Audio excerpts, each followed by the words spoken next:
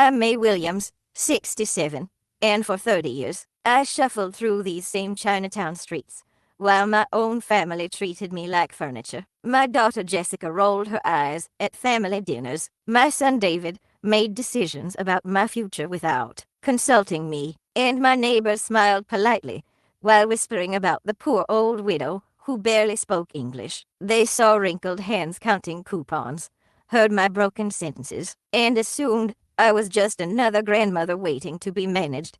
Even at my husband's funeral, they patted my shoulder and promised to take care of everything while I stood there, silent and seemingly helpless. But what none of them knew, not my children, not the community leaders, not even my closest friends, was that behind my quiet demeanor and modest apartment, I controlled a business empire worth $12 million. Today, that secret would finally come to light. 6 months ago, I stood beside Li Wei's casket in my black dress, listening to my children discuss my future, as if I weren't there. The funeral home smelled of lilies and disinfectant, and I could hear Jessica's heels clicking against the linoleum as she paced behind me. "Mom can't handle the apartment alone," she whispered to David, her voice carrying that tone she used when talking about difficult clients at her marketing firm. The stairs, the language barriers with the landlord, the bills, it's too much for her. David nodded, adjusting his tie with the same authoritative gesture he used when managing his restaurant. "Staff, we need to be practical. Dad handled everything. She probably doesn't even know where they kept their important papers." I kept my face blank, letting tears fall silently as they painted me as helpless. If only they knew that those important papers included property deeds to 17 buildings throughout Chinatown, each one carefully acquired over 3 decades of strategic investment. The truth was, Li Wei and I had been partners in every sense. While he handled the public face of our modest grocery store, I managed our real empire from the shadows. Every property purchase, every rental negotiation, every business decision, we made them together, with me often taking the lead. But our children saw only what we wanted them to see: a traditional Chinese couple, where the husband managed everything while the wife cooked and cleaned. After the service, as family and friends gathered in our small apartment, I watched Jessica rifle through Li Wei's desk drawer, searching for what she called the important stuff. She held up bank statements, insurance papers, and utility bills with the satisfied air of someone organizing a charity case. "Look, David," she said, waving a bank statement showing our household account with its modest $3,000 balance. This is all they had. How did they even survive on this? What she didn't know was that this account was just for groceries and utilities. Our real wealth flowed through a network of business accounts, trusts, and shell companies that Li Wei and I had established years ago. The apartment lease she worried about, we owned the building. The grocery store she assumed was barely breaking even. It was just one small piece of a portfolio that included restaurants, import businesses, and prime commercial real estate. That evening, after everyone left, I sat alone at Li Wei's desk and pulled out the real documents from their hiding place behind the false back of the bottom drawer. Property deeds, business contracts, financial statements, the paper trail of an empire built on being invisible. I held the deed to 442 Mott Street, the building where David's restaurant operated. He paid rent religiously every month, never knowing he was paying his own mother. The irony wasn't lost on me, even in my grief. Li Wei and I had always planned to reveal everything eventually, perhaps when we grew too old to manage the businesses ourselves. But his sudden heart attack at 68 had changed everything. Now I faced a choice: continue the charade of helplessness my children expected, or find a way to show them who their mother really was. As I locked the documents away again, I could still hear Jessica's voice. "Poor Mom. She'll need so much help figuring everything out." Little did she know, I had been figuring everything out for 30 years. Every morning, I walked the same route through Chinatown, past the shops and restaurants I secretly owned, watching my tenants unlock their doors and begin another day. Mr. Huang at the herbal medicine shop would nod politely as I shuffled by, with my canvas shopping bag, never suspecting that his monthly rent check was deposited into one of my business accounts. Mrs. Wu at the jewelry store would smile sympathetically, perhaps thinking about the poor widow who still shopped with coupons and counted every penny. The performance had become second nature.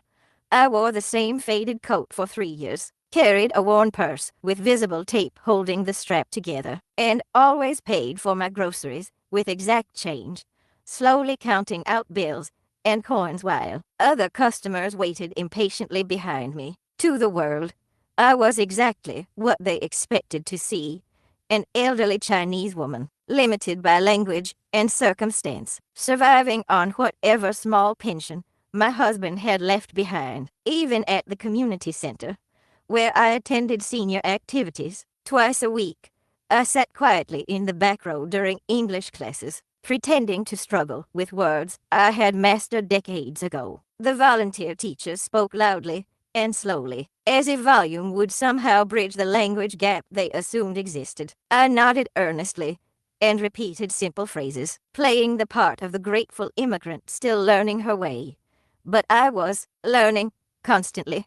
I listened to conversations, absorbed neighborhood gossip, and observed the dynamics between business owners and customers. My apparent limitations made me invisible, and invisibility was the most valuable business asset I possessed. People spoke freely around me, assuming I couldn't understand their discussions about property values, business struggles, or opportunities.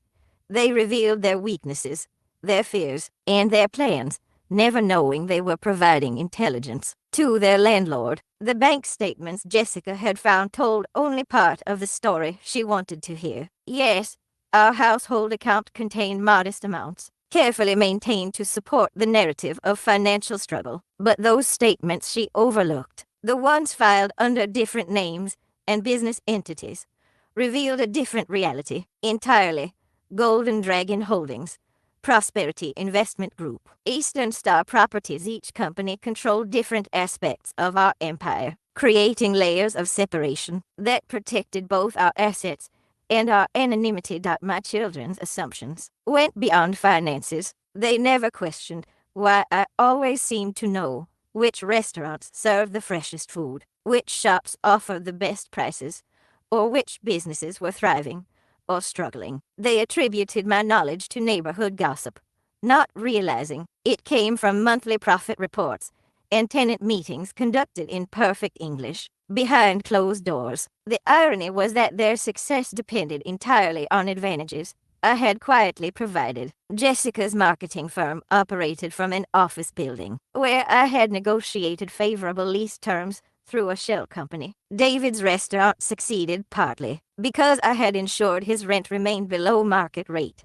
subsidizing his dream. While he remained oblivious to the gift, neither of them suspected that their business contacts, suppliers, and even some of their clients came through networks I had carefully cultivated over the years. Walking home each evening, I would pass the community bulletin board where announcements requested donations for various causes: playground equipment for the school, medical expenses for elderly residents, support for families facing evictions. I had contributed anonymously to all of them, channeling funds through different organizations to avoid detection. The community I served had no idea their benefactor shuffled past them daily, dismissed as someone who could barely take care of herself.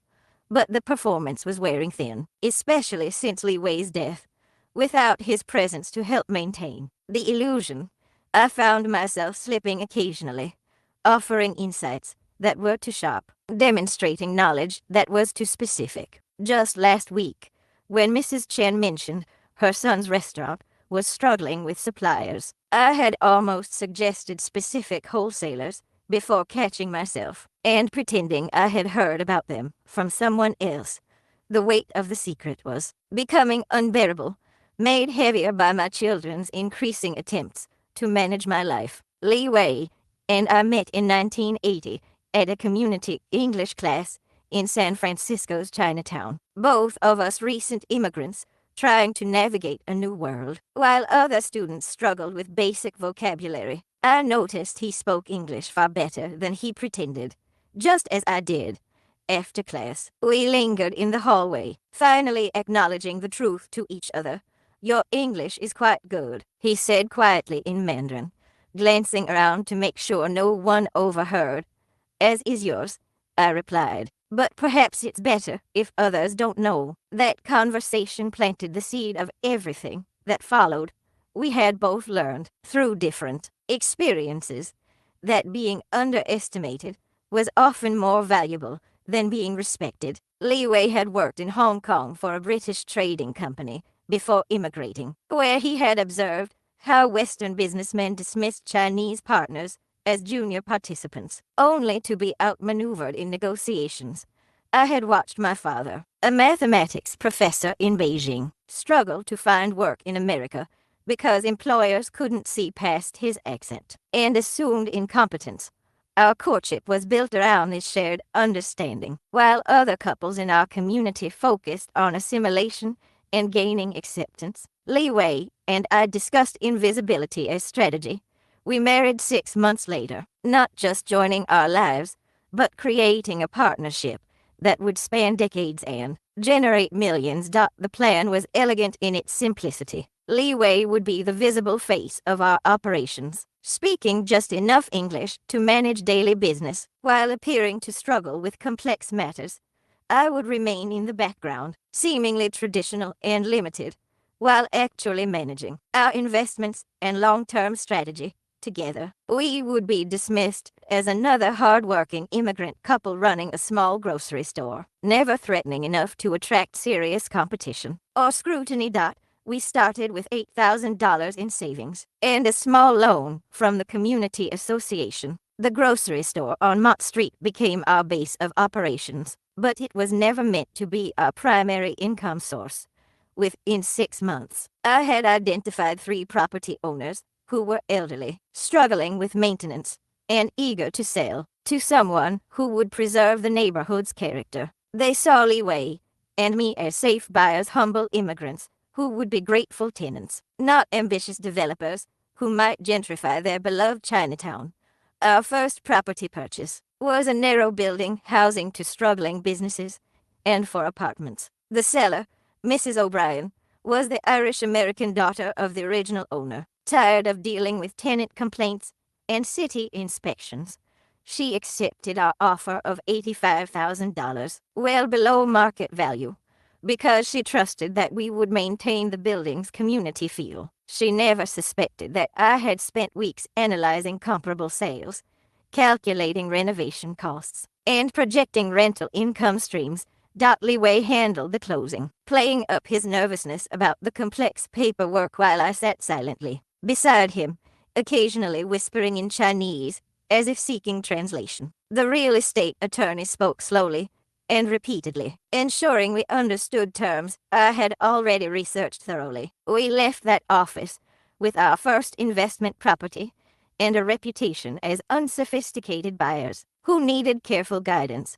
The pattern repeated itself over the next few years. I would identify opportunities, conduct research, and analyze financial projections. Then Li Wei would approach sellers as the humble grocery store owner, hoping to secure his family's future. Sellers felt comfortable with us, seeing reflections of their own immigrant grandparents rather than competitors. They offered better prices, more favorable terms, and sometimes financing arrangements they would never have considered for more sophisticated buyers. By 1985, we owned 4 buildings and had established our first shell company, Golden Dragon Holdings, to manage properties and separate our business assets from our personal lives. I had taught myself real estate law, corporate structure, and tax strategy through library books and night classes, always arriving early and leaving late to avoid recognition.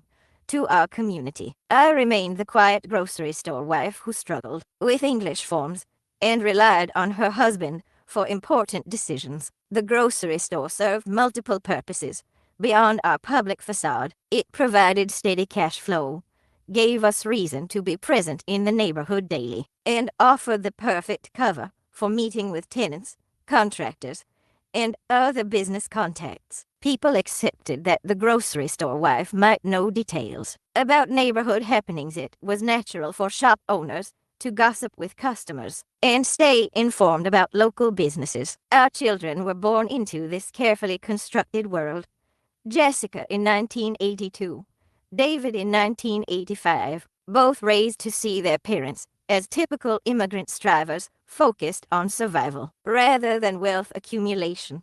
We lived modestly in our small apartment above the store, saved visibly for their education, and spoke often about the sacrifices required for the American dream. They never questioned why we always seemed to have enough money for their needs, or why our business contacts were unusually extensive for simple shopkeepers. The partnership agreement Leeway and I signed in 1983 formalized what we had already established in practice: equal partners in all business decisions, with clearly defined roles and shared commitment to maintaining our public personas. The document, witnessed by our attorney and locked away with our other secrets, established the foundation for everything that followed. By the time our children left for college, we owned 12 properties and had diversified into import-export, partnerships, and restaurant investments. Our grocery store had become the cornerstone of a business empire that neither Jessica nor David suspected existed. The shell companies were my masterpiece, a network of entities that allowed us to operate across Chinatown while maintaining complete anonymity. Golden Dragon Holdings was just the beginning.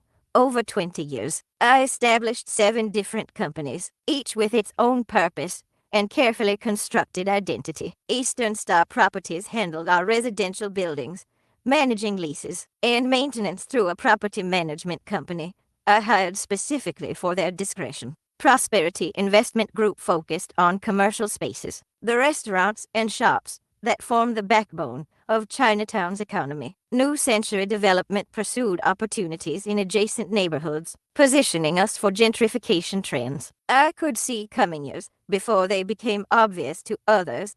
The genius was in the layering. Each company appeared to be owned by different people: business associates, attorney friends, even some of our own tenants who agreed to serve as nominal owners in exchange for reduced rent or other considerations. Leeway and I controlled everything through carefully drafted agreements that gave us decision-making authority while keeping our names off public records. My English skills became crucial during this expansion phase, while Leeway maintained his public persona of struggling with complex business language. I spent evenings poring over contracts, zoning regulations, and tax codes. I attended city planning meetings, sitting in the back rows and taking detailed notes while appearing to be someone's confused grandmother who had wandered into the wrong room. The information I gathered about upcoming development projects, zoning changes, and infrastructure improvements gave us advantages our competitors never suspected. The bank relationships were particularly delicate to manage. We maintained accounts at 5 different institutions, spreading our assets to avoid triggering attention from any single bank's review processes. I had learned that banks flagged accounts with sudden large deposits or unusual activity patterns, so I established steady histories for each entity over time. Golden Dragon Holdings received consistent rental income deposits every month. Prosperity Investment Group showed regular business revenue from restaurant partnerships and import activities to bank managers. Each entity appeared to be a modest, stable operation managed by hard-working immigrants. The real sophistication came in how we moved money between entities and back to ourselves, rather than taking large draws that might attract scrutiny. I structured a web of legitimate business transactions. Golden Dragon Holdings would hire Prosperity Investment Group for consulting services. Eastern Star Properties would purchase supplies from New Century Development.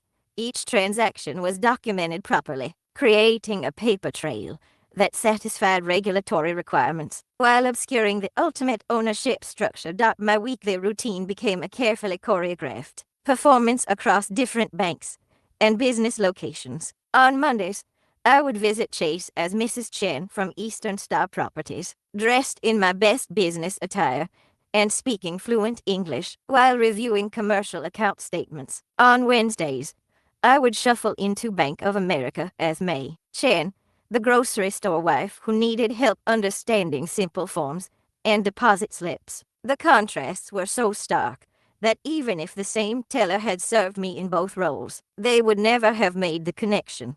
The property acquisitions required the most sophisticated strategies. By the late 1980s, Chinatown property values were rising, and sellers were becoming more sophisticated about market prices. I couldn't rely solely on appearing naive to negotiate favorable deals. Instead, I developed a network of intermediaries who would approach properties on behalf of investors from Hong Kong or a family trust from Taiwan. These middlemen, typically other Chinese American business owners who understood the value of discretion, would negotiate purchases while keeping my identity completely hidden. The most complex transaction involved a full city block that came available in 1994 when an elderly Italian family decided to sell their holdings and move to New Jersey. The properties included two restaurants, a bakery, a small grocery store, and 6 apartments. The asking price was $2.8 million, far more than any single entity I controlled could handle without attracting attention. One structured the purchase through 4 different companies over 6 months, with each entity buying separate portions of the block, as if they were unrelated transactions. Golden Dragon Holdings purchased the residential portion, while Prosperity Investment Group acquired the restaurant spaces. A newly created entity, Harmony Trading Company, bought the bakery building, and Eastern Star Properties secured the grocery store space. To outside observers, it appeared that different investors were gradually buying into the neighborhood. In reality, I was consolidating control over an entire block while maintaining perfect anonymity. The financing required equal creativity, rather than securing traditional mortgages that would require extensive documentation. I arranged seller financing for portions of each purchase, with different down payment structures that allowed me to use cash flow from existing properties to fund new acquisitions. The sellers were pleased to receive steady monthly payments, and I avoided the scrutiny that comes with large bank loans. By 1995, our shell company network controlled property worth over $8 million, generating rental income that supported both our modest lifestyle and continued expansion. The grocery store still served as our public face, but it represented less than 5% of our actual income. The certificate from the International Language Institute hung in my bedroom closet, hidden behind winter coats and storage boxes. I had earned it in 1987, achieving advanced proficiency in English business communication. But no one outside of Li Wei knew it existed. To the world, I remained the grocery store wife who nodded politely during conversations and asked for help reading complex forms. My language performance had become so refined that even I sometimes forgot which version of myself I was supposed to be. At community meetings, I would sit with other elderly Chinese women, whispering in Mandarin, while the speakers addressed us in slow, loud English. I perfected the art of looking confused at the right moments, asking for clarification on simple concepts, while actually analyzing the political implications of zoning proposals and budget allocations. The key was inconsistency that appeared natural. I would demonstrate excellent English comprehension in casual conversations about neighborhood gossip, then seem lost when discussions turned to business or legal matters. People attributed this to typical patterns among elderly immigrants comfortable with daily life vocabulary, but overwhelmed by formal or technical language. They never suspected that I understood every word and was often several steps ahead of their reasoning. During property inspections, I perfected the role of the concerned but helpless owner. When contractors explained repair needs or building inspectors discussed code violations, I would nod earnestly while asking Li Wei to translate. Even though I understood the technical issues better than most property owners, my apparent confusion gave us negotiating advantages, as contractors often provided more detailed explanations and sometimes reduced their estimates out of sympathy for what they perceived as my vulnerability. The real test came during business negotiations. I learned to channel my natural analytical abilities through careful questions disguised as simple concerns. Instead of challenging a contractor's timeline directly, I would worry aloud about trouble for tenants if work took too long, prompting them to offer better schedules without realizing they were responding to strategic pressure. Rather than questioning cost estimates, I would express anxiety about so much money, leading to explanations that often revealed opportunities for reductions. My relationship with our accountant, Mr. Morrison, exemplified the performance. For 15 years, he prepared tax returns for our various entities, always dealing primarily with leeway, while I sat quietly in his office, occasionally asking simple questions about forms or procedures. Mr. Morrison saw me as the dutiful wife who signed documents without understanding them, never realizing that I reviewed every return in detail and had caught several errors that would have cost us thousands in additional taxes or penalties. The community center English classes became my regular theater.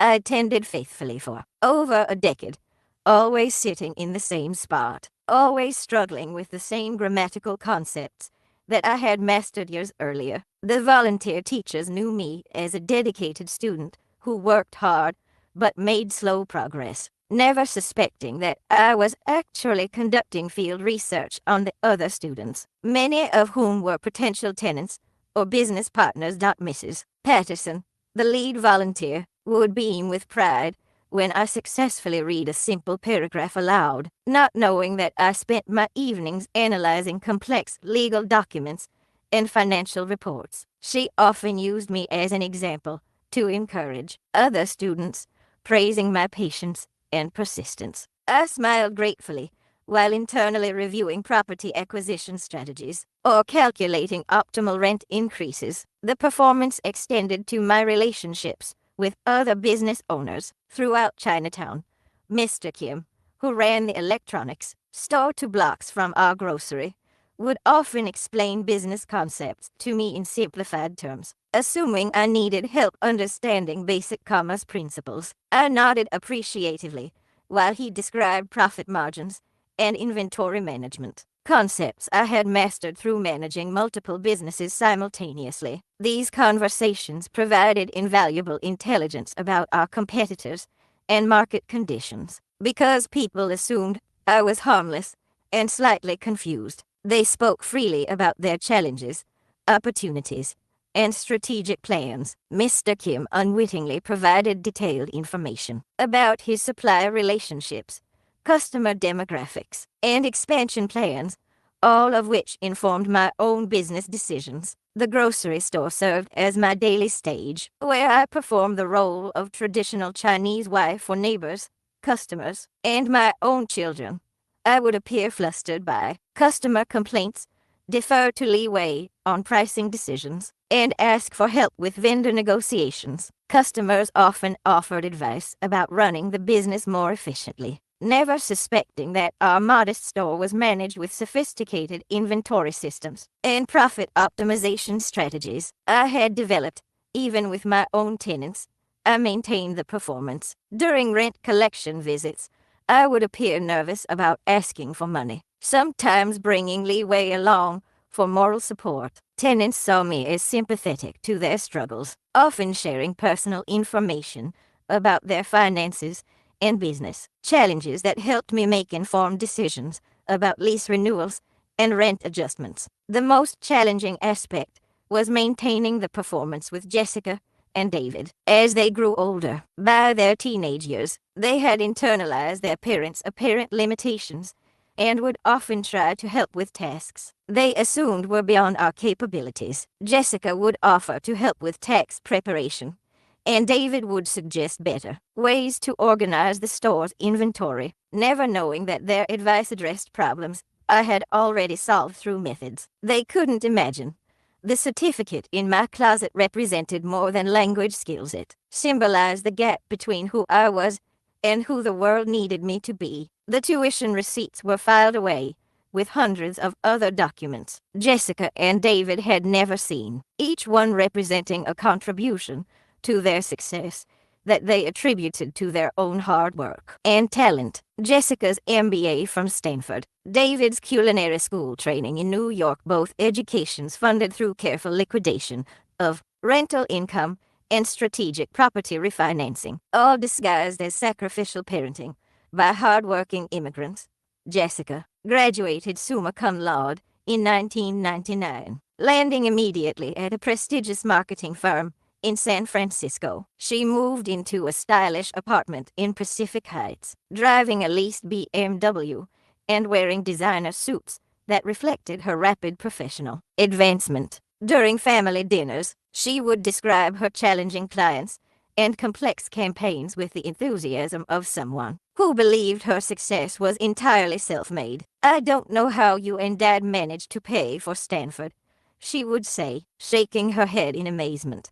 "The sacrifices you made, working so hard at the store, never taking vacations, or buying anything nice for yourselves. I promise I'll pay you back someday, when I can afford it." What she didn't know was that her success had been carefully orchestrated through connections I had developed over 2 decades of business relationships. Her marketing firm had won several major contracts with restaurants and import businesses throughout Chinatown. Clients I had quietly steered their direction through strategic recommendations and introductions. The lucky breaks that launched her career were actually calculated investments in her future, disguised as coincidental networking opportunities. David's path required even more subtle intervention. After culinary school, he struggled for 2 years, working in other people's kitchens, dreaming of opening his own restaurant, but lacking the capital and business experience to make it happen. He would visit us on Sundays, shoulders slumped with frustration, talking about celebrity chefs who seemed to have everything handed to them, while talented cooks like him remained invisible. "I just need one chance," he would say, picking at Mom's dumplings with the critical eye of a trained chef. "One investor who believes in my vision, one landlord willing to take a risk on someone without an established track record."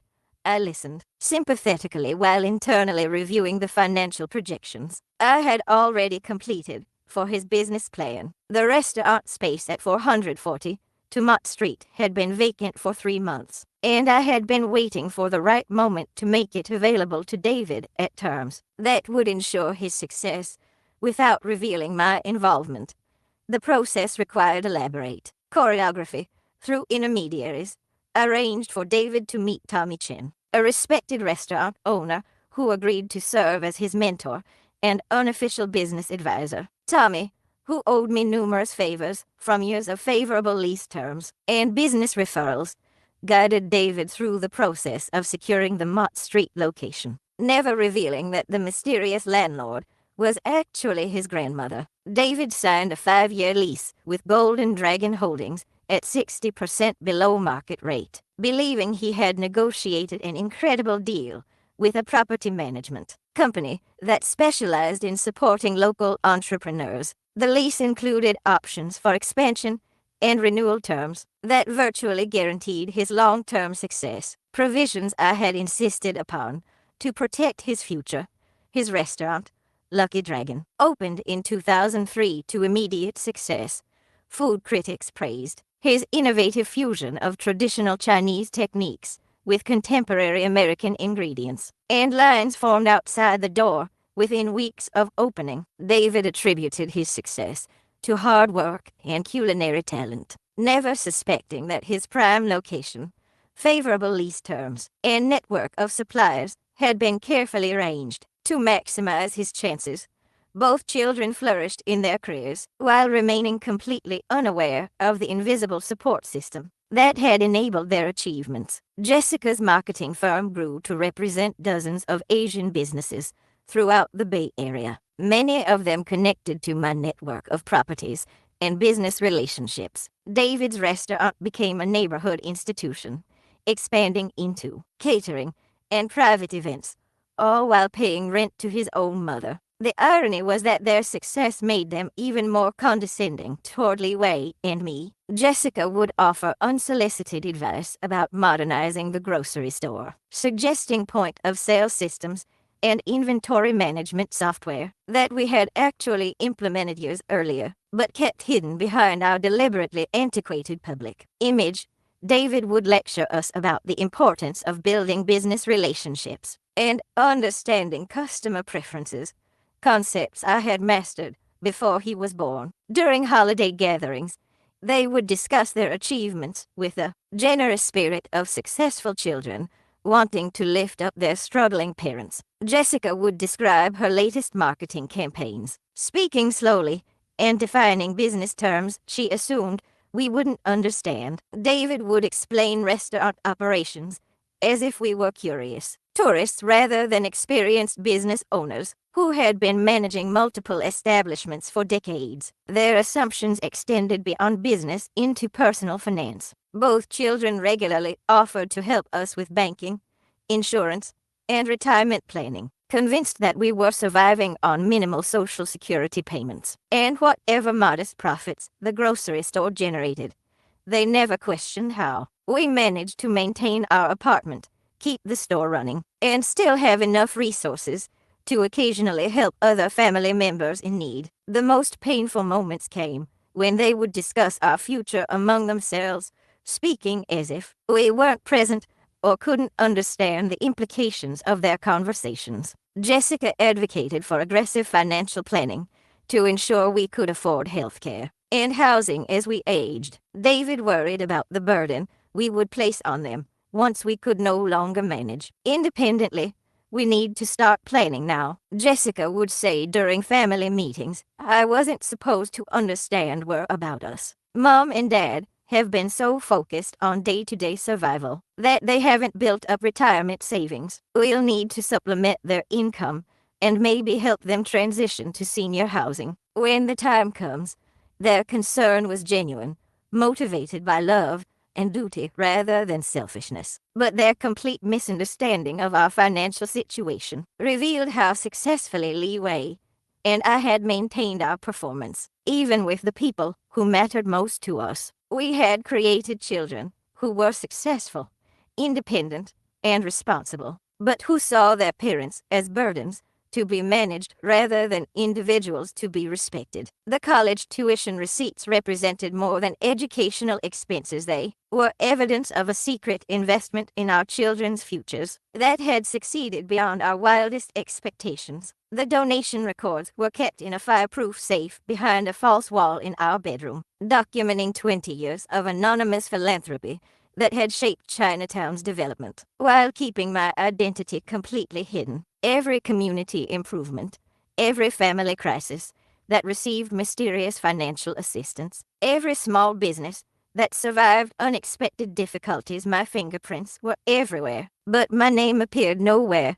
The community center's playground equipment had been my first major anonymous donation in 1985. The old swings were rusted and dangerous, and the community association had been fundraising for 2 years without success. Through a series of intermediaries, I arranged for a $15.00 donation from a concerned family that preferred to remain private. The check came through our attorney's trust account, and the grateful community leaders never suspected that the mysterious benefactor shuffled past their playground every morning on her way to buy groceries. Mrs. Wong's medical emergency in 1994 required more sophisticated assistance. Her husband had suffered a stroke, and the family faced overwhelming hospital bills that threatened to force them from their apartment. Through the Chinese Benevolent Association, I arranged for their medical expenses to be covered by an emergency hardship fund that I had quietly established years earlier. Mrs. Wong later told everyone that prayers had been answered by divine intervention, never knowing that her salvation came from the elderly woman she often helped cross busy streets. The pattern repeated itself dozens of times over the years. Families facing eviction would discover that anonymous donors had covered their rent. Students would receive surprise scholarships for college expenses. Small businesses would find their licensing fees mysteriously paid by community supporters. Each intervention was carefully structured to appear as if it came from established charitable organizations or concerned community members, never tracing back to the humble grocery store owners who barely seemed able to support themselves. The most significant project was the Affordable Housing Initiative that prevented gentrification from destroying Chinatown's character in the late 1990s. Property values were rising rapidly, and long-time residents were being priced out by developers who saw profit opportunities in the neighborhood's prime location. Community leaders organized protests and petitions, but they lacked the financial resources to compete with well-funded development companies. I spent 6 months developing a comprehensive strategy that would preserve affordable housing while generating sustainable income for property owners, working through 3 different shell companies and 2 nonprofit organizations. I purchased 8 buildings that were targeted for conversion to expensive condominiums. Instead of developing them for maximum profit, I maintained them as affordable rental housing, setting rents at levels that long-time residents could manage while generating enough income to cover maintenance and improvements. The community celebrated this preservation victory, attributing it to successful grassroots organizing and the mysterious generosity of concerned investors from Hong Kong. Local newspapers wrote articles about how community activism had deterred outside developers, never realizing that the solution had come from within their own neighborhood. I attended the victory celebration at the community center, applauding politely, while community leaders thanked the anonymous benefactors who had saved their homes. My relationship with Rev. Chen at the neighborhood Methodist Church exemplified the community's blind spot. For 15 years, I had supported his various charitable programs through carefully structured donations that appeared to come from different sources. The youth program, the senior meal service, the emergency assistance fund all received regular contributions that kept them operating when official funding fell short. Rev. Chen often praised the generosity of the congregation and the broader community, marveling at how resources always seemed to appear when needs were most desperate. During sermons, he would speak about miraculous provision and the hidden angels who worked quietly to support their neighbors. I would sit in my usual pew, nodding along with other congregants, while mentally reviewing the calculations that determined how much each program required for optimal operation. The senior center's expansion in 2001 required the most complex charitable strategy. The existing facility was overcrowded, and the waiting list for services grew longer each month. City funding was insufficient, and fundraising efforts had stalled after raising only half of the required $200,000 through a network of business contacts. I arranged for the remaining funds to be contributed by a consortium of local business owners who wished to support elderly community members. The donors were real restaurant owners, shopkeepers, and import business operators who were all my tenants or business partners, but their contributions were actually funded through rent reductions, business partnership bonuses, and other mechanisms that effectively meant I was financing the entire project while creating the appearance of broad community support. The dedication ceremony featured speeches from grateful community leaders who praised the collective generosity that had made the expansion possible. My invisibility extended to the informal networks that really governed Chinatown's daily life. The Merchants Association meetings, the informal councils that resolved disputes between neighbors, the family networks that provided social support. I was present at all of them, but always as a peripheral figure who contributed little to conversations and deferred to others' leadership. This positioning allowed me to observe dynamics and gather information that influenced my business and charitable decisions. I learned which families were struggling financially, which businesses were facing difficulties, and which community needs were being overlooked by official organizations. My charitable interventions were targeted and effective because I understood the real problems rather than just the public requests for help. The community bulletin board outside the grocery store became my informal intelligence center. People posted notices about job searches, housing needs, items for sale, and requests for assistance.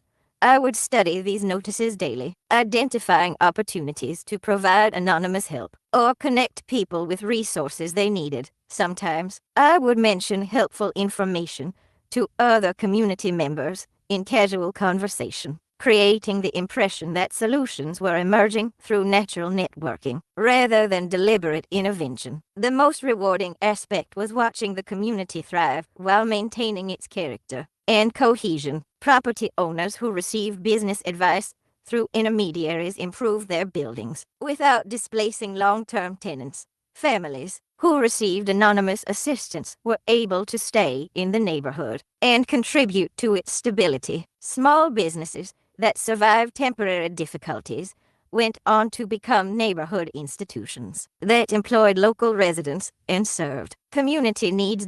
After 20 years of this work, I had become Chinatown's invisible guardian angel, the unknown benefactor whose influence was everywhere, but whose identity remained completely hidden. The divorce papers arrived on a Thursday morning in March, delivered to Jessica's office while she was presenting a marketing campaign to her biggest client. She called me that evening, her voice strained with the kind of controlled panic that comes from watching a carefully constructed life collapse in real time. "Mom, I need to talk to you and Dad," she said, her usual professional confidence replaced by the uncertain tone of a child seeking comfort. "Can you both come to my apartment this weekend?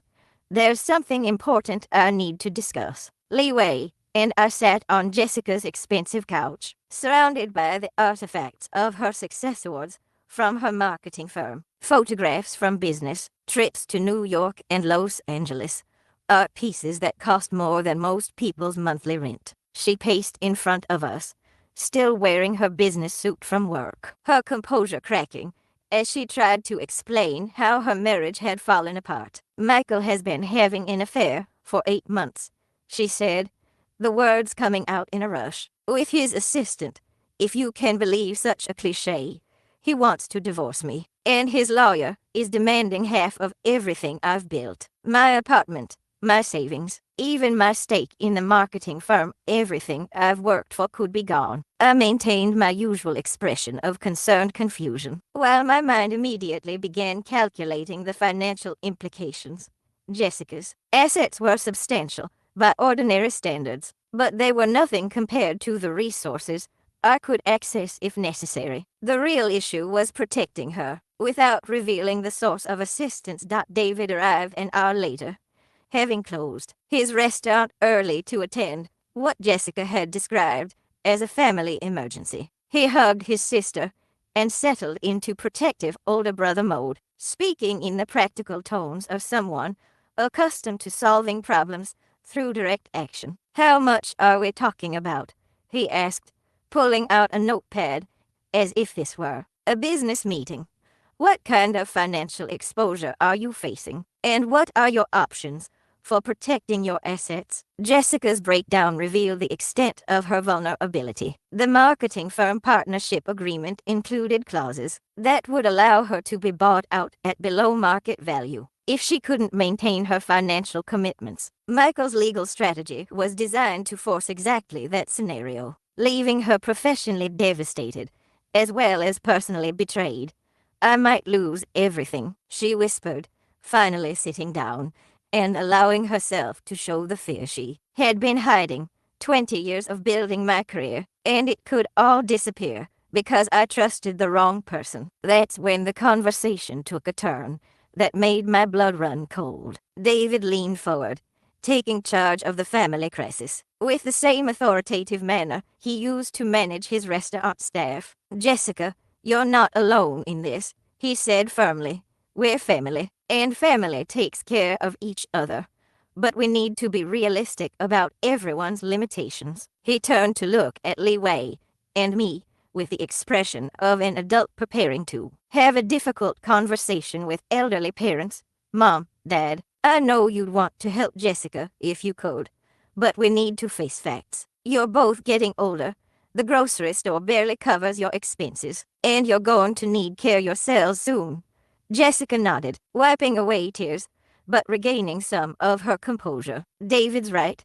I can't ask you to sacrifice your security for my problems, but maybe we can all pool our resources and figure this out together. What happened next felt like watching my own children plan my funeral while I sat in the room. David pulled out his phone and began making notes, transforming into the take-charge son who would solve everyone's problems through superior organization and planning. Here's what I think we should do, he announced, clearly having thought this through during his drive over.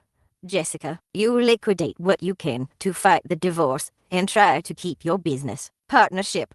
I'll help with whatever cash I can spare from the restaurant. And Mom, Dad, I think it's time we seriously talked about your housing situation. Leeway and I exchanged glances, our decades of silent communication allowing us to share concern without speaking. David was building toward something that would fundamentally change our carefully maintained lives.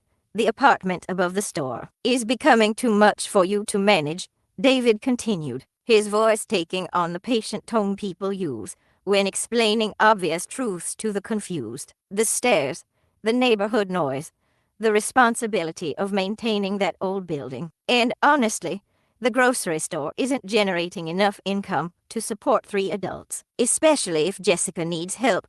Jessica picked up the thread, her marketing instincts kicking in as she began presenting what sounded like a prepared proposal. We've been researching senior living options that would give you more support and community. There are some really nice places in Oakland and San Mateo that specialize in Chinese seniors. You'd have people to talk to, activities, help with medical appointments, everything you need. The picture they were painting became horrifyingly clear. They wanted to sell our assets to generate funds for Jessica's legal battles, move us into managed care, and take control of what they assumed were our modest remaining resources. All of this presented as loving children caring for aging parents, never suspecting that their struggling parents controlled more wealth than both of them combined. The grocery store property might be worth something, David said, consulting his notes. Even if it's not much, every bit helps. And if we can find buyers for your apartment building lease and the store equipment, that could provide additional resources for everyone. I felt Leeway's hand find mine, a subtle anchor as our children planned to dismantle the life we had spent decades building. The most painful part was their obvious sincerity. They genuinely believed they were helping us while solving Jessica's crisis through family cooperation.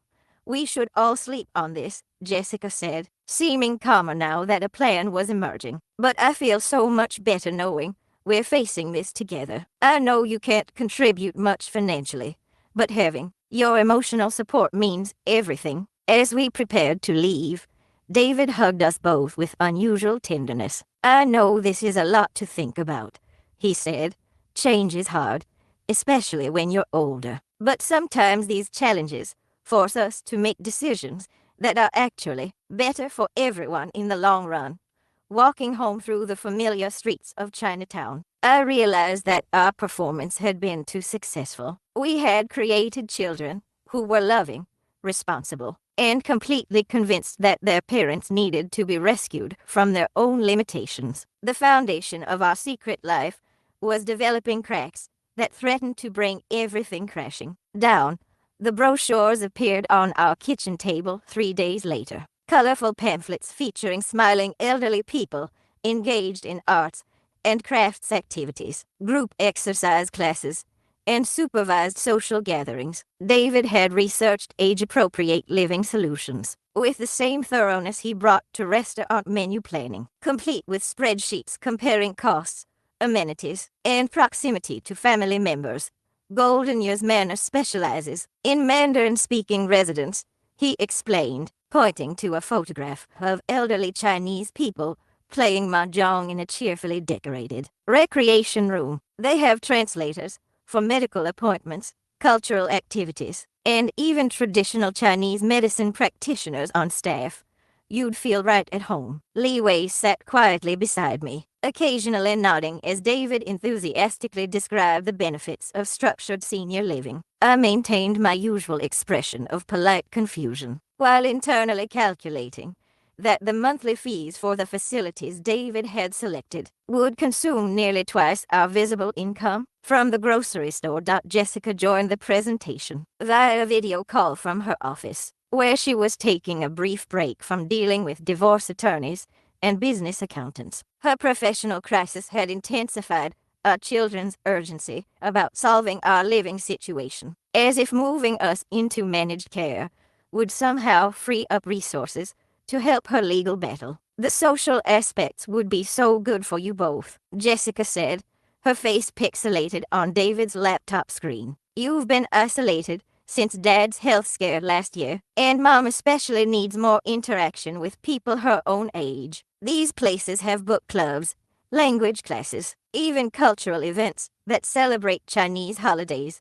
The irony was almost unbearable. I attended community events weekly, managed business relationships with dozens of people throughout Chinatown, and had more social connections than both my children combined. But my network was invisible to them, hidden behind the performance of a simple woman whose work the nursing home brochures had forced me to confront an uncomfortable truth. Our performance had become a prison, trapping us in a narrative that no longer served anyone's interests. Our children were making sacrificial plans based on false information, while we were about to lose control of the lives we had spent decades building. It was time to decide whether to maintain our secret or reveal who we really were. Mr. Patterson arrived on Tuesday morning with a leather briefcase and the confident demeanor of someone accustomed to helping families navigate difficult transitions. David had arranged the meeting, describing it as just a consultation to understand your options. But the power of attorney documents the lawyer spread across our kitchen table told a different story. These are fairly standard arrangements, Mr. Patterson explained, speaking slowly and enunciating clearly as if addressing children rather than adults. Your son David would handle financial decisions, bill paying, and property management, while your daughter Jessica would make medical decisions if you become unable to do so yourselves. I kept my face carefully blank while reading the documents with the speed and comprehension that 30 years of business contracts had taught me. The language was standard, but the implications were staggering. David would gain control over all bank accounts, property transactions, and business decisions. Jessica would determine our medical care, housing arrangements, and daily living situations. Li Wei played his part perfectly, asking questions that revealed just enough confusion to support the narrative while actually gathering crucial information about the legal implications. What does this mean for the grocery store? He asked, pointing to a clause that would give David authority over all business assets. Your son would be able to make decisions about selling the business, negotiating with landlords, or closing operations if that becomes necessary, Mr. Patterson replied. It's actually quite helpful to have someone younger handling these complex matters, especially when language barriers might make legal and financial documents difficult to understand. The casual assumption about our language limitations was particularly galling. Mr. Patterson had clearly been briefed by David about our supposed struggles with English, never suspecting that I understood every clause and implication in his carefully worded documents. What disturbed me most was the thoroughness of the preparation. David hadn't simply downloaded forms from the internet. He had hired a qualified attorney and provided detailed information about our family situation and assumed financial status. The documents were customized to transfer control over specific assets that David believed we owned, including the grocery store lease, our apartment contents, and modest savings accounts. The timing is actually quite good, Mr. Patterson continued, organizing papers as he spoke. By arranging these protections, now, while you're both still mentally competent, you can ensure your children are legally empowered to help when the time comes. Waiting until there's a crisis often makes things much more complicated. Jessica participated by phone again, her voice carrying the strain of someone juggling multiple crises simultaneously. I know this feels overwhelming, she said, but we're not trying to take control of your lives. We just want to be able to help effectively when you need us. The irony was that their legal strategy would actually complicate rather than simplify our lives. David's power of attorney would give him authority over our visible assets, while leaving him completely ignorant of our real wealth. Any attempt to exercise his legal authority would immediately expose the gap between what he assumed we owned and what we actually controlled. What about our responsibilities to other people? Li Wei asked, demonstrating exactly the kind of concern that made our attorney's advice so valuable. We have promises to customers, agreements with suppliers. Mr. Patterson waved dismissively. Those informal arrangements won't survive a transition anyway. When elderly business owners step back, these relationships naturally fade. Your son can handle any final obligations and close things out properly. I bit my tongue to avoid correcting his assumptions about our informal arrangements. The contracts, leases, and business partnerships we had established over decades were legally binding agreements that generated millions in annual revenue. David's well-intentioned management would destroy carefully constructed relationships and potentially expose us to lawsuits from partners he didn't know existed. The attorney expected us to sign immediately, pulling out pens and indicating signature lines while explaining that the documents wouldn't take effect until we were actually incapacitated. Think of this as insurance, he said. You hope you'll never need it, but you'll be grateful it's in place if circumstances change. I stalled by asking questions about specific clauses, pretending to struggle with legal terminology, while actually analyzing the full scope of control we would be surrendering. The medical power of attorney was particularly concerning, giving Jessica authority to make decisions about our living arrangements, treatment options, and even end-of-life care. Could we have some time to think about this? Li Wei asked, using exactly the tone of someone who was overwhelmed but trying to be responsible. This is very important, and we want to be sure we understand everything.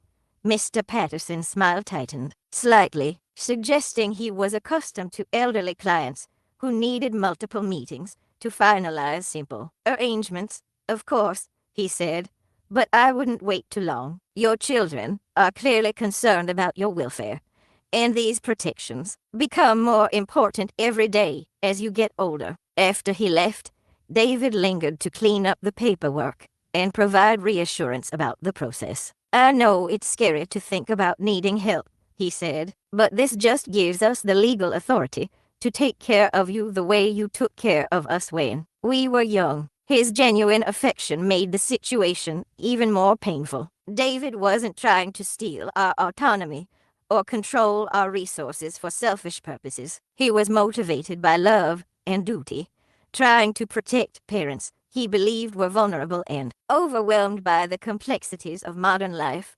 That evening, I called our real attorney, Robert Chen, who had managed our business affairs for 15 years. Robert handled all our property transactions, corporate formations, and tax planning, maintaining perfect confidentiality while helping us navigate the legal complexities of our empire. This is problematic, Robert said, after I described the power of attorney documents. If your son tries to exercise legal authority over assets he doesn't know exist, we could face exposure issues, tax complications, and potentially serious legal problems with your business partners. We scheduled an emergency meeting for the following week to discuss our options. Robert could prepare counter documents that would protect our real interests while appearing to comply with our children's wishes, but doing so would require revealing at least some of our actual financial situation. The attorney's visit had accelerated the timeline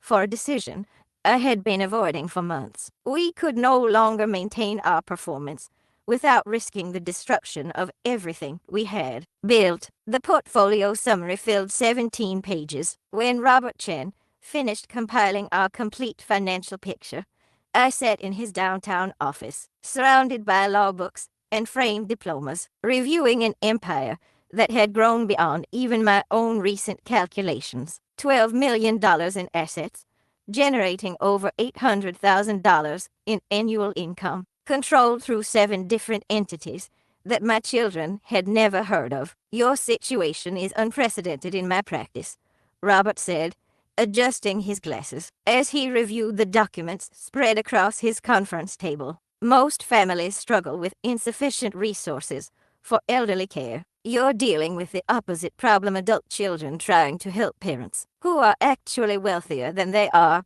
The irony wasn't lost on me.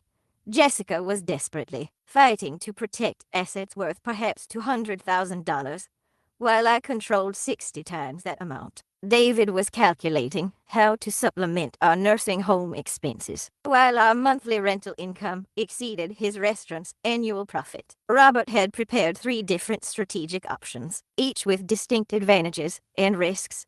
The first involved gradual revelation, slowly exposing our children to evidence of our business holdings, while maintaining plausible explanations for how we had hidden such success. The second option required immediate full disclosure, presenting them with complete financial documentation and accepting the emotional consequences of their shock and betrayal. The third path involved maintaining our current performance while using legal structures to protect our assets from their well-intentioned interference. The gradual approach minimizes immediate trauma, but prolongs the deception, Robert explained, consulting his notes. Your children would need time to process each revelation, and there's a risk they'll feel manipulated by the staged disclosure. The immediate revelation could damage your relationships permanently, but it would allow everyone to move forward with complete honesty. I studied financial statements that told the story of 3 decades spent building wealth while appearing to struggle for survival. Golden Dragon Holdings alone owned properties worth $4.2 million. Prosperity Investment Group controlled business partnerships generating $300,000 annually. Eastern Star Properties managed residential holdings that provided stable income and steadily appreciating assets. What about the legal risks? I asked, focusing on practical concerns rather than emotional complications. If David attempts to exercise power of attorney authority over assets he doesn't know exist, what kind of exposure do we face? Robert's expression grew serious. Significant problems across multiple areas. Your business partnerships include liability protections that could be compromised if unauthorized parties attempt to make decisions. The shell company structures we've used for tax optimization could trigger IRS scrutiny if they're disrupted by someone without proper authorization. And several of your property leases include clauses that could be activated if ownership changes hands unexpectedly. The conversation continued for 2 hours as we analyzed scenarios and planned responses to different contingencies. Robert would prepare emergency documentation that could protect our interests, regardless of which approach we chose. New corporate structures would insulate our assets from any legal complications arising from family conflicts. Updated wills and trusts would ensure proper succession, regardless of our children's current understanding of our wealth. There's one more consideration, Robert said as our meeting concluded. Your daughter's divorce situation could actually provide an opportunity for revelation. If you helped her financially, it would demonstrate both your resources and your commitment to family welfare. The assistance could seem like a logical use of assets you had been conservatively managing. Walking home through Chinatown, I observed our neighborhood with new eyes, seeing it as both the community I had served for decades and the business empire I had built through strategy. Your mother wanted to cook for family, Li Wei replied, playing his part while I finished arranging documents that would change everything. She worries you both work too hard, don't eat enough home cooking. Jessica looked exhausted, the strain of her divorce proceedings evident in the dark circles under her eyes, and the way she checked her phone constantly for updates from her attorney. She had been fighting Michael's legal team for 6 weeks, watching her savings dwindle while his resources seemed inexhaustible. We sat around the small table where our children had eaten thousands of meals, sharing stories about their weeks while I served dishes they had loved since childhood. The conversation felt normal, familiar, even comforting, which made what was about to happen feel like an ambush. "Before we eat," I said, speaking more clearly than I had in years, "there are some things your father and I need to discuss with you both." Something in my tone made Jessica look up from her phone, and David stopped reaching for the serving spoons. I could see them registering that my English was suddenly more precise, my manner more confident than they remembered. I placed the first document on the table between the soup bowls and rice dishes. It was a property management company letterhead, with our names listed as contacts for tenant issues. At 442 Mott Street, the building where David's restaurant operated. "David," I said quietly, "you've been paying rent to us for 5 years." The silence that followed was profound. David stared at the document as if it were written in a foreign language, his brain struggling to process information that contradicted everything he thought he knew about his parents' circumstances. "This has to be a mistake," he said finally.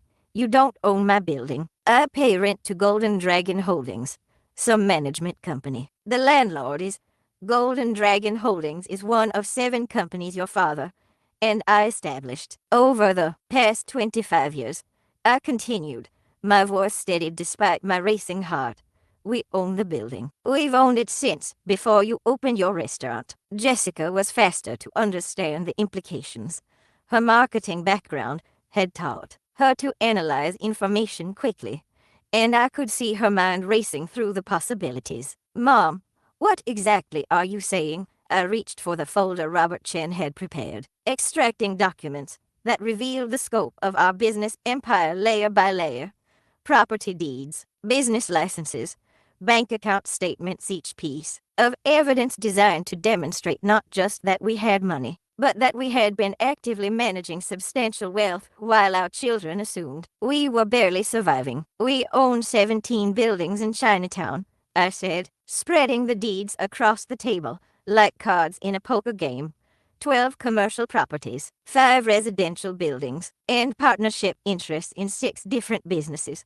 We've been landlords, not tenants, for most of your adult lives." David picked up the deed to his building, studying the signatures and dates that proved his parents had owned his restaurant location since 2001.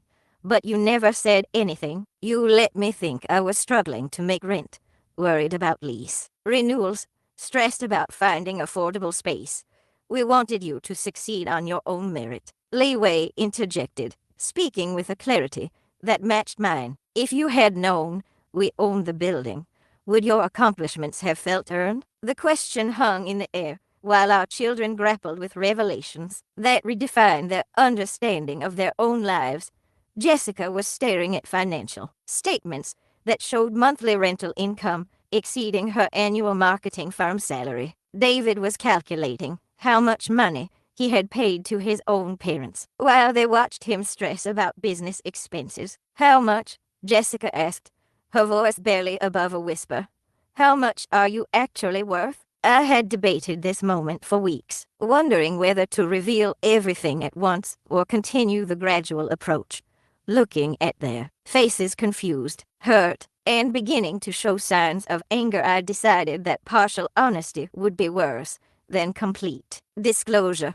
"Approximately $12 million, I said. "Our assets are structured through multiple entities to optimize taxes and protect privacy, but that's the current market value of our holdings." The number hit them like a physical blow. Jessica's phone slipped from her hand, clattering onto the table beside documents that proved her struggling parents were actually multimillionaires.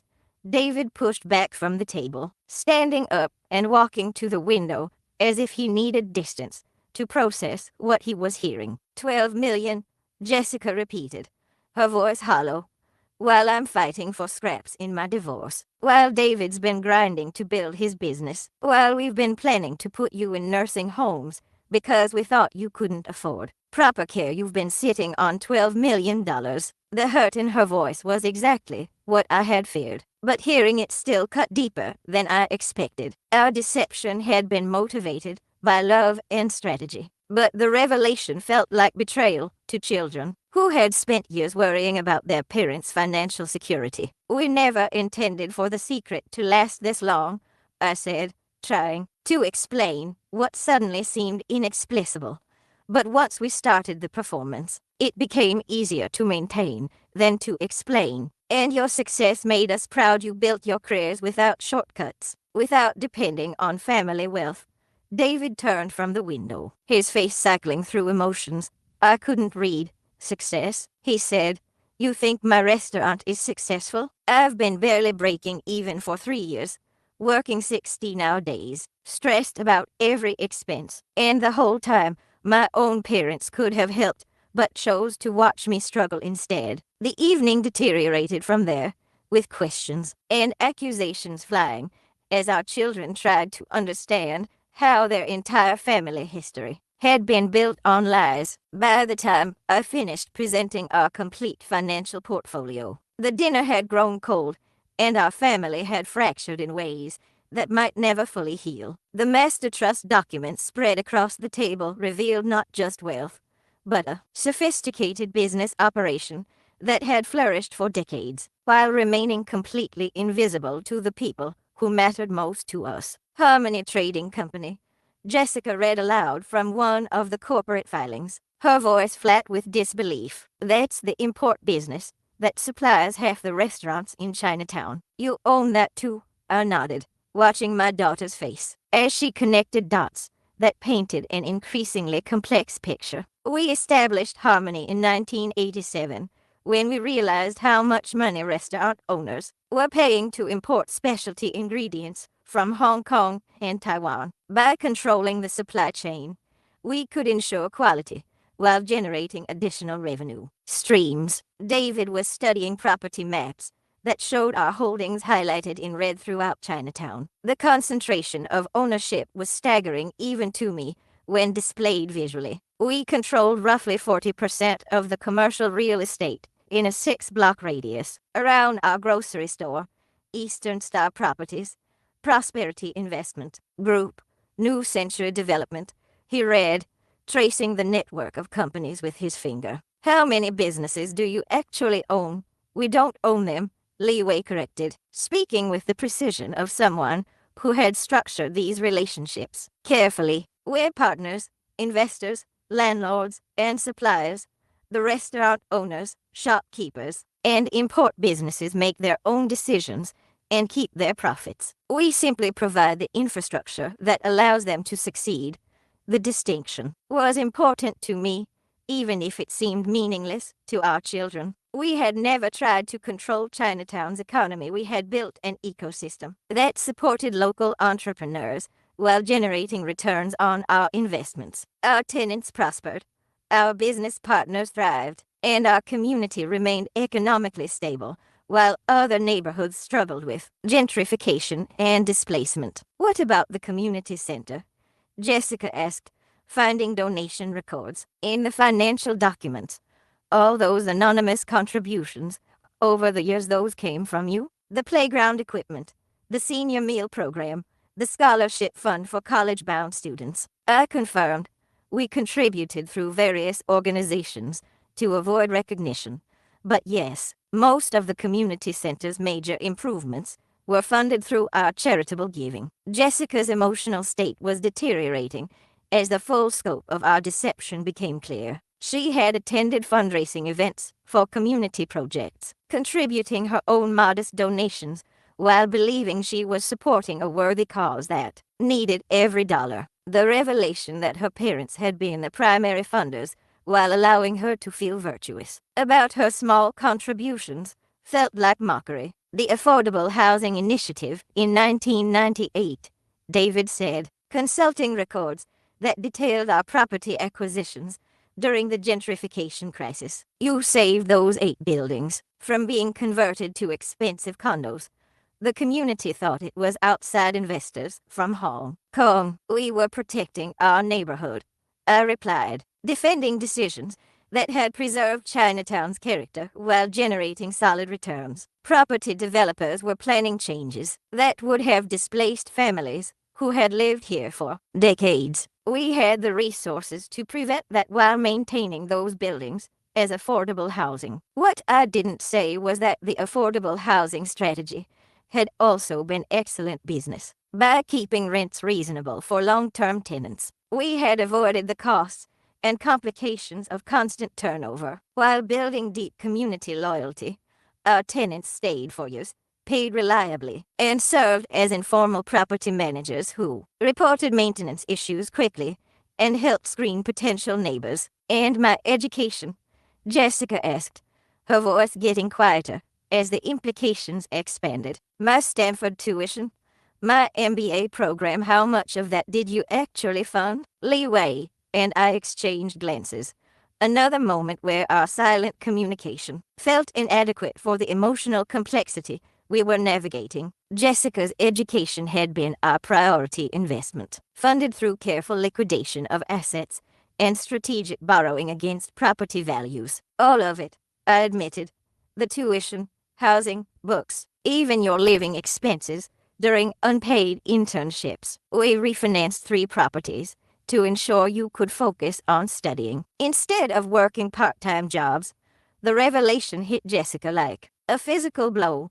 She had spent years feeling grateful for her parents' sacrifices, working extra hard to justify their investment in her education, and building her career with the motivation of someone who owed everything to family support. Learning that the sacrifices were illusions, that we had been wealthy enough to pay her expenses without strain, undermined her sense of her own accomplishments.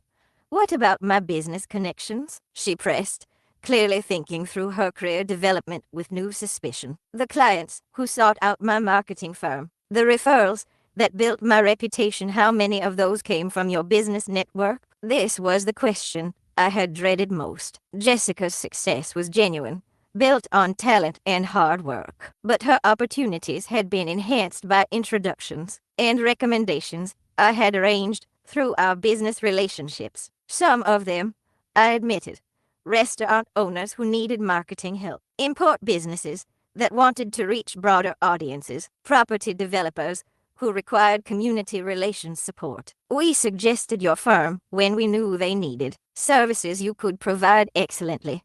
So my career is built on nepotism, Jessica said, her voice hollow. Everything I thought I earned was actually handed to me by parents who were secretly pulling strings while pretending to be proud of my independence. David was approaching the situation from a different angle, studying our business relationships with the analytical eye of someone who understood restaurant operations and supply chains. The wholesale prices I get from Harmony Trading, he said, slowly, the favorable terms, the priority deliveries during busy seasons. That's not because I'm a good customer, is it? You are a good customer, Li Wei said firmly. You pay promptly, order consistently, and treat our suppliers with respect. But yes, we ensured you received preferential pricing and service. The kitchen felt smaller as our revelations filled the space between us. David was calculating how much money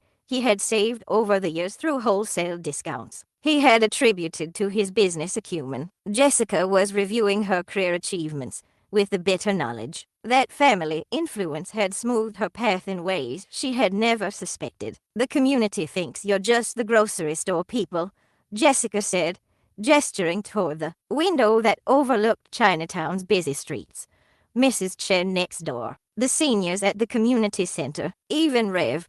Peterson at the Methodist Church, they all see you as struggling immigrants who need help and sympathy, and we've helped many of them, I replied, pointing to charitable giving records that documented years of anonymous support. Mrs. Chen's medical bills when her husband had his stroke, the emergency fund that prevented the Wong family from being evicted, the scholarship that sent little Tommy Liu to college. We've been supporting this community while They worried about our welfare. The irony was becoming more apparent as we talked. Our neighbors had organized food drives for us during Lee Wei's brief hospitalization, collected donations to help with our financial struggles, and offered assistance with tasks they assumed were beyond our capabilities.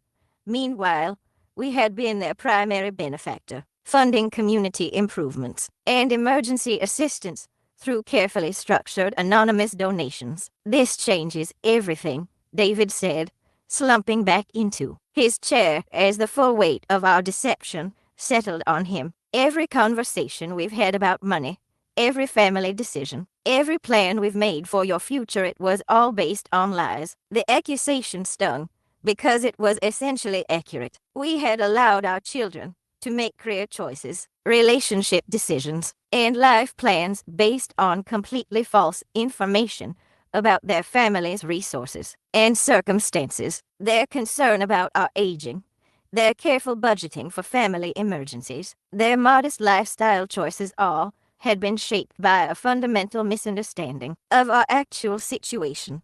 We wanted you to be strong and independent, I said, trying to explain what now seemed inexplicable. If you had known about our wealth from the beginning, would you have developed the same work ethic, the same appreciation for achievement, the same compassion for people who struggle? You don't get to decide that, Jessica snapped, showing more anger than I had seen from her since childhood. You don't get to manipulate our entire lives and then claim it was for our own good. We're adults, and we deserve to make informed decisions about our futures. She was right.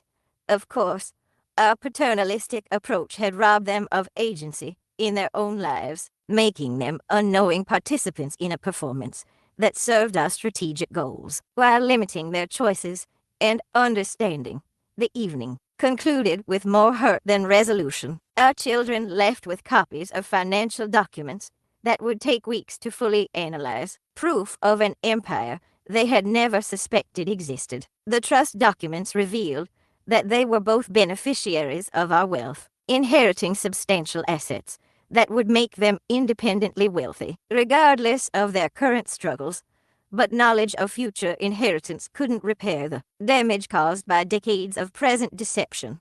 Jessica's divorce was still proceeding. David's restaurant still faced daily challenges, and both of them now questioned every aspect of their relations. Hip with parents who had been living elaborate lives for their entire adult lives. As Lee Wei and I cleaned up after they left, I wondered if revelation had been a mistake. Our empire remained intact. Our financial security was uncompromised, and our children now understood our true circumstances. But the cost in family relationships might prove higher than any business risk we had ever faced. The master trust documents sat on the table like evidence at a trial, proof of our success and testimony to our failures as parents who had chosen strategy over honesty for far too long. The confrontation came 3 days later, when Jessica and David returned to our apartment with questions that had been fermenting in anger and disbelief. They arrived together, presenting a united front that reminded me of childhood alliances against parental authority, except now the stakes involved millions of dollars and decades of deception. We've been thinking about everything you told us, Jessica began, her voice carrying the controlled fury of someone who had spent days analyzing betrayal. And we need to understand exactly how deep this goes. David carried a folder of printed emails, bank statements, and business records he had compiled since Sunday's revelation. His restaurant owner's attention to detail had served him well in piecing together evidence of our involvement in his career. I contacted Golden Dragon Holdings about my lease renewal, he said, setting documents on the table with deliberate precision. The property manager seemed confused when I asked about my parents' involvement in the company. She said the owners prefer complete anonymity, and all decisions come through legal representatives. I maintained steady eye contact, refusing to show shame for business practices that had served us well for decades. We established those procedures to protect our privacy and avoid conflicts of interest with tenants who might also be family members. Conflicts of interest. Jessica's voice rose dangerously. You mean like charging your own son market rate rent while pretending to struggle financially? Or letting your daughter plan your nursing home placement while sitting on $12 million? The revised will sat in my purse. Documents Robert Chen had prepared that would formalize new inheritance terms based on our children's reaction to the truth. Their anger and sense of betrayal had influenced my decisions about how our wealth would transfer to the next generation. We need to discuss how this changes our family's financial arrangements going forward, I said, pulling out the legal documents that would reshape our legacy. Your father and I have made some decisions about inheritance and family support that reflect our new understanding of your feelings about our methods. Li Wei looked uncomfortable as I spread the will provisions across the table. We had argued about this approach, with him favoring reconciliation and gradual trust building rather than the more dramatic restructuring I had ultimately chosen. What kind of decisions? David asked, his tone suggesting he expected punishment rather than generosity. Your inheritance has been restructured to reflect performance and understanding rather than simple family relationship, I explained, consulting notes Robert had prepared. Jessica, your portion increases significantly if you demonstrate respect for our business methods and family relationships over the next 5 years. David, your restaurant lease converts to ownership if you can acknowledge that business success sometimes requires difficult choices. The silence that followed was profound and ugly. Both children stared at documents that transformed their inheritance from unconditional family legacy to earned rewards based on their parents' subjective evaluation of their attitudes and behavior. You're bribing us, Jessica said finally, her voice hollow with disbelief. After lying to us for 30 years, you're now offering money in exchange for accepting your deception. We're establishing terms that ensure our wealth continues to serve family harmony, rather than creating additional conflict, I replied, using language Robert had suggested to frame the emotional manipulation in legal terms. David stood up abruptly, pushing his chair back with enough force to make the table shake. This is insane, he said, his voice carrying a level of anger I had never heard from him. You've been playing games with our lives since we were children, and now you want us to perform gratitude for the privilege of being manipulated.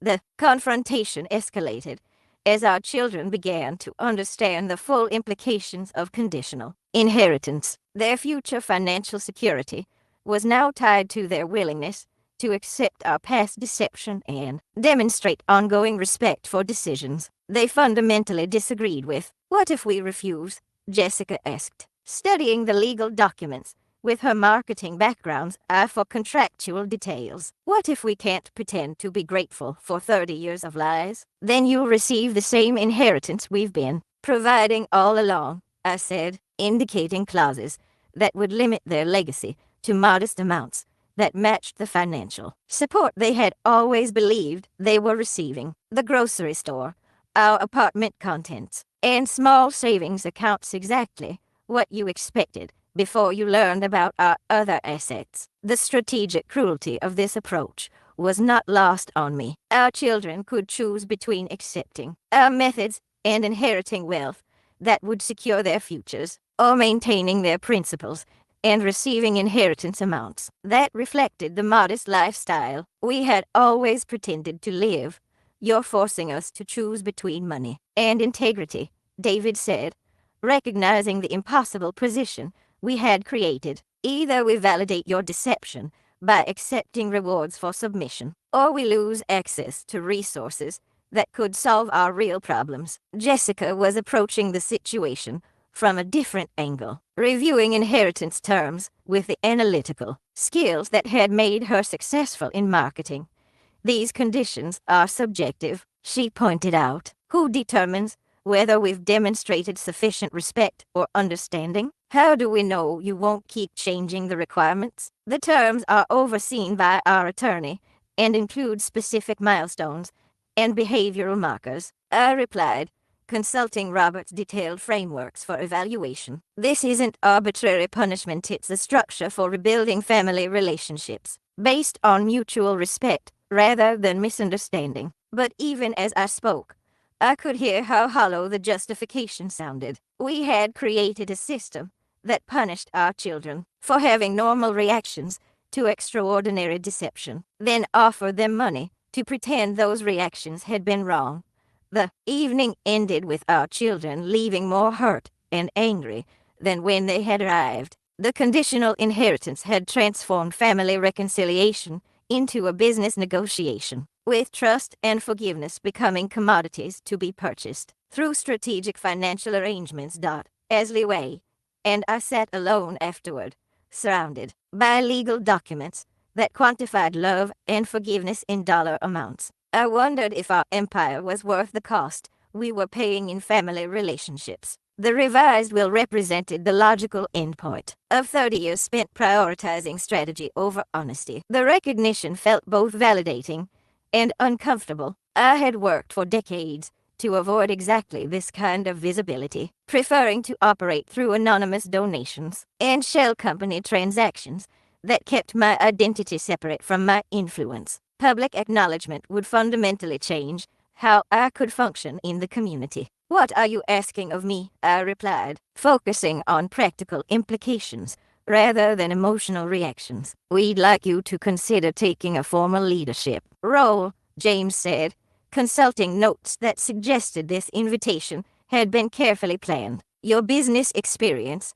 and community commitment could help us address challenges that we've been struggling with for years." The challenges they described were familiar ones: gentrification pressure from outside developers, small business owners struggling with rising costs, younger generations leaving the neighborhood for opportunities elsewhere. These were problems I had been addressing through strategic property acquisitions and business partnerships, but always as invisible interventions rather than community leadership. The Affordable Housing Preservation Project, you funded in 1998, prevented displacement that would have changed our neighborhood's character permanently. Susan continued, "The business partnerships your companies have established provide economic stability that helps local entrepreneurs succeed. We need that kind of strategic thinking applied to current challenges." I spent the weekend considering an offer that would fundamentally transform my role in the community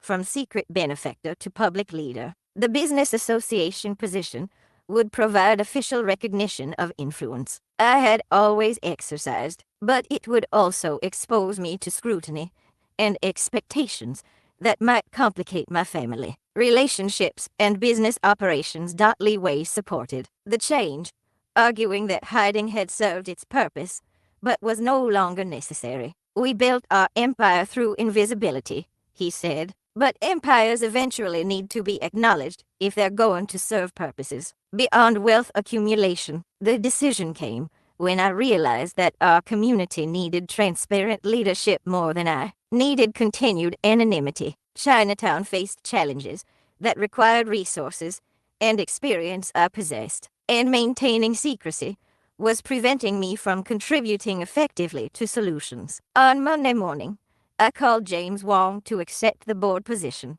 knowing that this decision would complete the transformation from invisible widow to recognized community leader. The Chinese Benevolent Association would announce my appointment in their newsletter, along with a brief biography that would finally acknowledge my role in neighborhood development. The membership certificate arrived by messenger that afternoon, official recognition of a position I had been fulfilling unofficially for decades. My name was printed in English and Chinese characters, establishing my public identity as a community leader rather than a struggling immigrant who needed help and sympathy. The shift in neighborhood dynamics was immediate and profound, changing how people interacted with me and how I could function in the community I had been quietly serving for 30 years. The family photo arrived in my email 3 weeks after my appointment to the Business Association Board, sent by Jessica with a subject line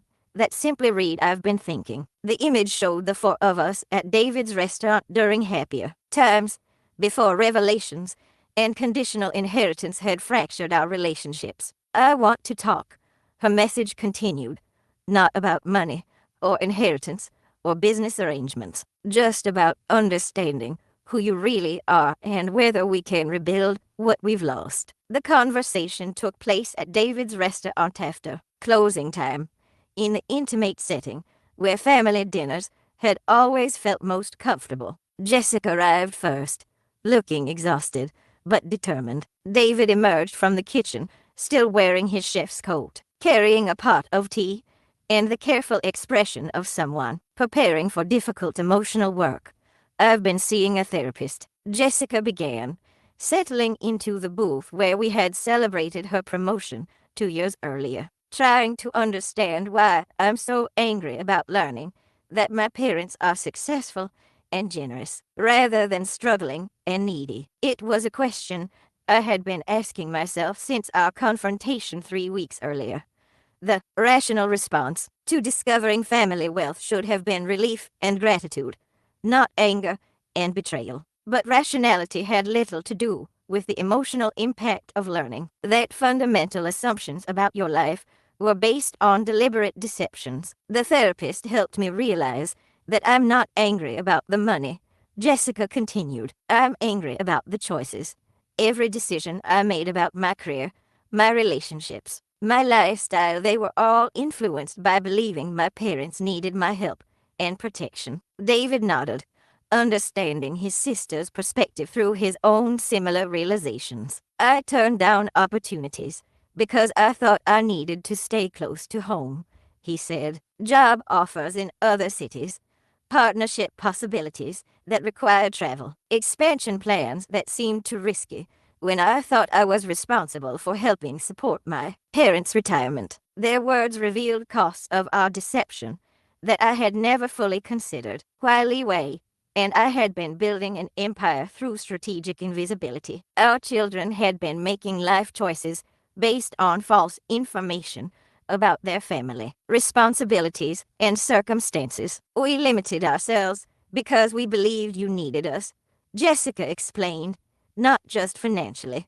but practically and emotionally. We thought we were the strong ones taking care of vulnerable parents, when actually you were the powerful ones managing us and our entire community. The role reversal was more profound than I had realized. Our performance had convinced our children that they were the responsible adults in our family relationship, leading them to make conservative choices designed to protect parents who were actually more financially secure and capable than they were. I stayed in San Francisco instead of taking the job in New York, Jessica continued, because I worried about being too far away if you needed help. I dated men who reminded me of Dad because I thought traditional values would make you more comfortable. I even chose my apartment based on proximity to Chinatown so I could visit regularly and monitor your welfare.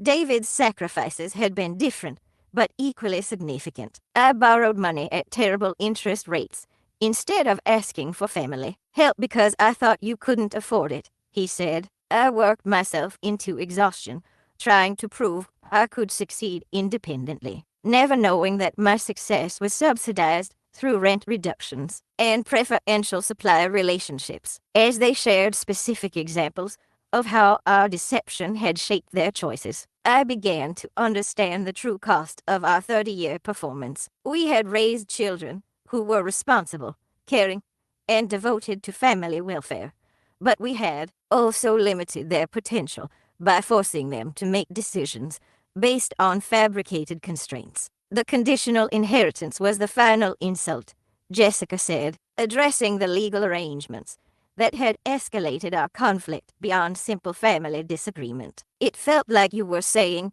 our natural reactions to deception were wrong, and we needed to be retrained to appreciate manipulation. I reached into my purse and pulled out documents Robert Chen had prepared at my request 2 days earlier. I've revised the inheritance terms, I said, placing the new will provisions on the table between us. No conditions, no performance requirements, no evaluation criteria, just equal distribution of assets when your father and I die, regardless of your feelings about our methods. The gesture was symbolic as much as practical. Removing conditions from their inheritance represented acknowledgement that our children's reactions had been reasonable and their anger justified, rather than character flaws that needed correction through financial incentives. Why now? David asked, studying the documents that restored their inheritance to unconditional family legacy. What changed your mind about requiring our approval for your methods? I realized that demanding gratitude for deception was continuing the same pattern. That caused the problem, I replied, trying to control your emotional responses to our choices rather than accepting responsibility for the consequences of those choices. The conversation continued for 2 hours as we worked through layers of hurt, misunderstanding, and genuine love that had been complicated by decades of strategic dishonesty. Jessica and David shared their perspectives on growing up with parents who were playing elaborate roles, while I tried to explain motivations that had seemed logical at the time, but now appeared more questionable. I understand why you did it, Jessica said finally, reaching across the table to take my hand. The immigrant experience, the need to protect yourselves and your assets, the desire to raise independent children who earn their success. I even admire the strategic thinking and business skills you demonstrated, but I prompted, sensing there was more to her assessment. But I wish you had trusted us enough to share the truth sooner, she continued. We're adults who could have handled complexity and nuance. We didn't need protection from knowing our parents were successful. David agreed, expressing similar feelings about being treated like children who couldn't handle sophisticated family dynamics.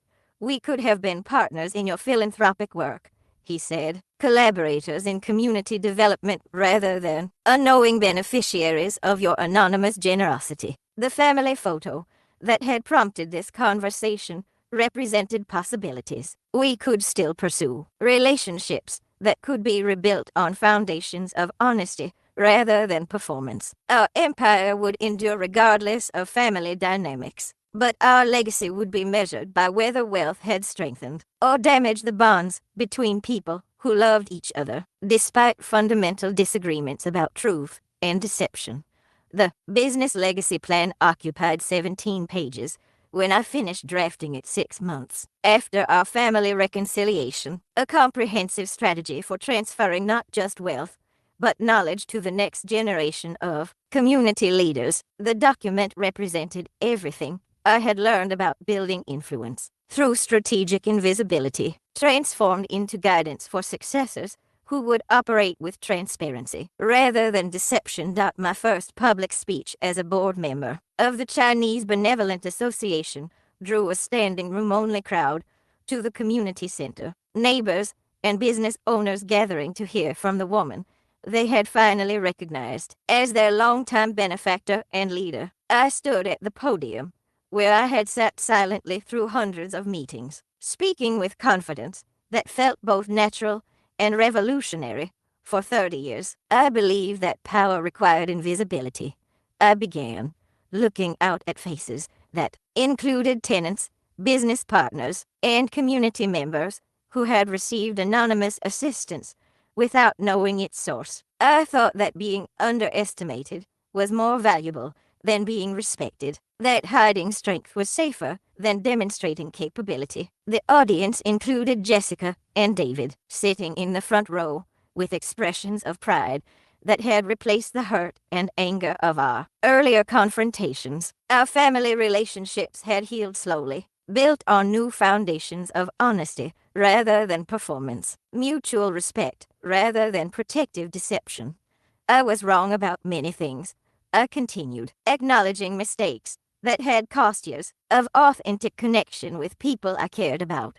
Invisibility allowed me to build an empire, but it prevented me from building genuine partnerships with my own children and community. The speech outlined my vision for Chinatown's future, plans that would leverage our business networks and financial resources to address challenges that had been growing while I operated through anonymous interventions, affordable housing development, small business incubation, educational scholarships, elder care improvements, all areas where strategic investment could create lasting positive change. The next generation of leaders won't need to hide their capabilities, I said, gesturing toward Jessica and David, who had agreed to join community development efforts with full knowledge of our family's resources and influence they can build on foundations we established while operating with transparency that creates trust rather than surprise. After the speech, community members approached with stories about how our anonymous assistance had affected their lives. Mrs. Wong thanked me for medical bill payments that had saved her family from bankruptcy. Tommy Liu described how the scholarship fund had enabled his college education. The affordable housing residents expressed gratitude for preservation efforts that had allowed them to remain in their neighborhood. Each conversation revealed the gap between impact and recognition that had defined my adult life. People whose lives had been changed by our interventions were meeting their benefactor for the first time, connecting faces with assistance that had seemed like miraculous provision or community generosity. The mentorship program I established drew applications from young Chinese American entrepreneurs throughout the Bay Area, ambitious individuals who wanted to learn strategies for building wealth while serving community needs, rather than teaching them to operate through shell companies and anonymous donations. I shared lessons about building authentic influence through transparent leadership and genuine partnership. Your grandmother's generation needed invisibility for protection, I told a group of mentees during our first workshop session. You have opportunities to be visible leaders who can advocate directly for community needs while building sustainable businesses. Jessica had become my primary partner in developing programs that would benefit both our family legacy and community welfare. Her marketing expertise proved invaluable in designing outreach strategies that connected resources with needs without the elaborate deception networks leeway and I had required. It's more efficient when you don't have to hide everything, she observed during one of our planning meetings. We can accomplish in months what used to take you years to arrange through intermediaries. David's restaurant had become headquarters for informal community organizing, hosting planning meetings, and providing catering for events that brought together business owners, residents, and civic leaders. His success was no longer subsidized through secret rent reductions, but supported through transparent partnerships that acknowledged family connections while maintaining business professionalism. The business legacy plan included provisions for gradually transferring operational control to Jessica and David over the next decade, preparing them to inherit not just wealth, but responsibility for community stewardship that our empire represented. They would face challenges we had avoided through anonymity, but they would also have opportunities for authentic leadership that our deception had prevented. Leeway and I spent evenings reviewing financial reports that showed the continued growth of businesses we had nurtured through decades of strategic investment. Our empire was more valuable than ever, generating income that supported both family security and community development, while operating with transparency that had once seemed impossible. Do you miss the performance? Leeway asked one evening as we walked through Chinatown streets, where people now greeted us as recognized leaders rather than dismissing us as struggling immigrants. I considered the question carefully, weighing losses against gains as we passed. Buildings we owned, businesses we had supported, and community improvements we had funded. The strategic advantages of invisibility had been real, allowing us to operate without interference or expectations that might have limited our effectiveness. I miss the simplicity, I replied finally, but I don't miss the loneliness of being misunderstood by the people who mattered most. Our transformation from invisible benefactors to public leaders represented more than personal change. It offered a model for how hidden influence could evolve into transparent leadership that served community needs while acknowledging individual capabilities and contributions. The Empress of Chinatown was no longer secret. and her empire would endure through successors who understood that genuine power comes from being known and respected rather than feared and mysterious.